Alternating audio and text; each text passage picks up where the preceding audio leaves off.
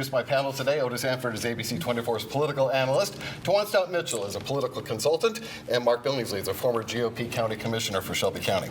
All right, let's talk about the developments with Judge Bill Anderson today. I think when we looked at what he was facing, maybe we weren't all that surprised that that would be the conclusion that he came to.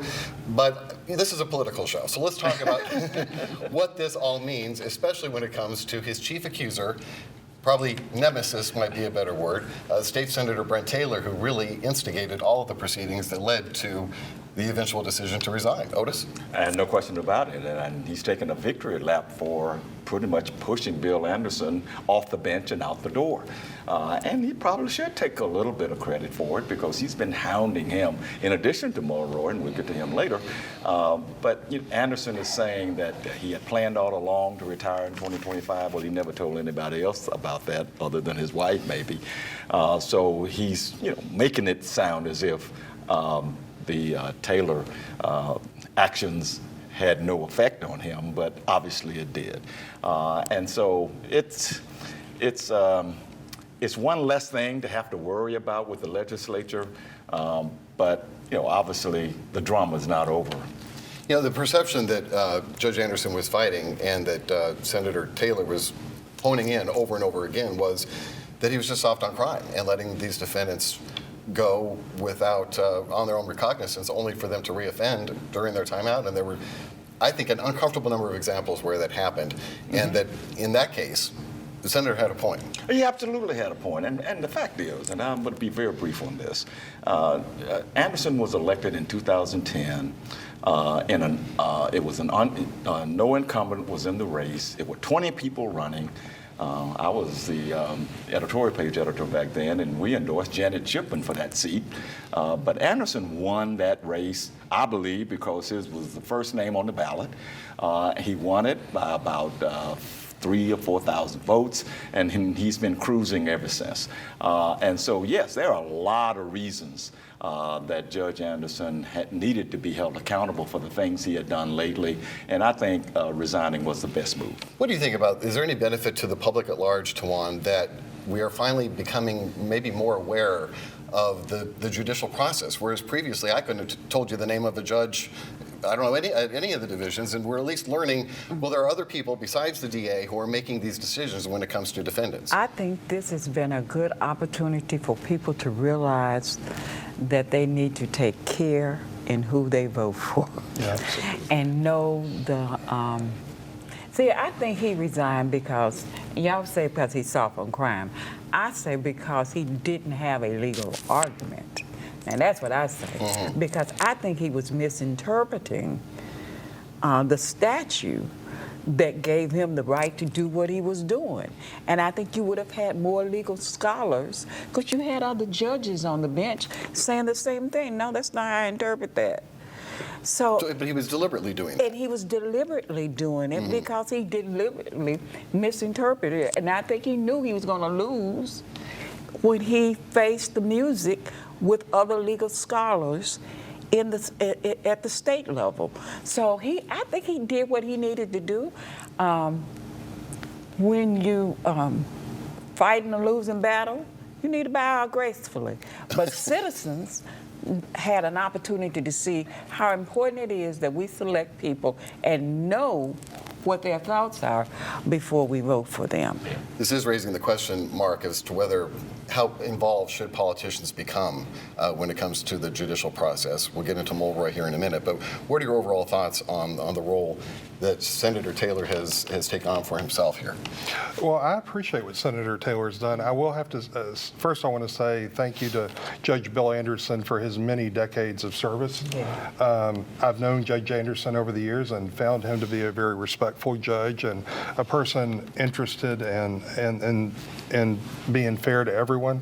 I will say that the recent examples of judicial commissioners when did we ever know what a judicial commissioner was until recently? But the judicial commissioner is a person who makes the initial setting of bond when you're dropped off at 201 Poplar. On at least 2 or 3 different occasions, judicial commissioners set bond at $400,000, $500,000 with very serious suspects. And then Judge Anderson released them on their own recognizances. And then he also said, well, you shouldn't necessarily look at their current crime, but look at the past crime. Respectfully to Judge Anderson, this environment right now is calling for, let's be tough on these suspects, let's be tough on crime in Memphis and Shelby County. And it was a perfect storm. But to Senator Brent Taylor, if he wants to be transparent about these issues, that is his role, and his constituents, to his defense, are asking Senator Taylor to be tough on crime. Well, that's what I have said on the air about his whole stance on this, is I always criticize politicians for being too tone deaf in this town. That I cannot accuse Senator Taylor of doing. He totally gets how Democrats, Republicans, white, black, everybody feels about crime, and they're so fed up they want action and no more talk. No question. I want to give you credit, though. I want to give this show credit, because it was this show maybe 3 years ago who first said it's not just apprehending suspects, it's what's happening in these courts. Right. Mm-hmm. It was this show. Yeah, we have been on it for a while, for sure. So how are you feeling tonight if you're Steve Mulroy? I would be nervous. I'm just being very honest. I think, again, Senator Taylor is echoing what he's hearing back at home. I would be concerned, quite frankly, if I was the district attorney. We will see what comes out in the next couple of weeks. Senator Taylor has implied that he's going to release information about the district attorney's office. So I guess we'll have to wait and see what those points of information are. He has a team of attorneys that have looked into several different allegations of misconduct, and he's got 9 that have been tabbed and cross-tabbed, as he put it, and he's ready to put it all out there very soon, possibly this week. Tawan, how nervous are you if you're Steve Mulroy tonight? The argument with Steve Mulroy is completely different than with Bill Anderson. Is it? Because we don't know what these charges are. True. And the charges were in your face with Bill Anderson. And to say, well, I can't say he's a threat to society because I don't know if he's guilty of this, when the law says you are supposed to consider the threat to society. So that's a different argument. Until we know what these charges are, we're in the dark. Right. Wisely so. And wisely said, I would agree. I'll let you have the final. Yeah, I agree with that wholeheartedly. Yeah, I read a lengthy statement that Brent Taylor sent to you on Friday. And while he's talking about all the work he has done to investigate, we still don't know what the charges are. And so I still say, unless I'm convinced otherwise, that there's no reason at this point to get rid of Steve Mulroy. He has not committed a crime. And I'm just waiting to hear what he has to say. One quick thing about the judgeship.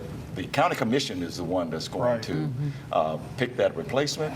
They don't have a timetable for that, but I bet you the eyes of the community and Brent Taylor's are going to be on who the county commission picks, because they're going to be in a lot of pressure to pick someone who is tough on crime. I think it's also another argument for why do we have these judicial elections anyway? Because most of us are too darn busy to worry about 20 names for one judgeship on a ballot. And in most states, they are appointed positions at that level and not elected. And it's just becomes a popularity contest. Yeah, it does. All right, or your first name's on the ballot. First name on the ballot. That Bill works too. Anderson. I like Billingsley. See, Sanford would never get Sanford and I Ransoms used are to screwed. have the longest name on the ballot, and I said, vote for the longest name on the ballot.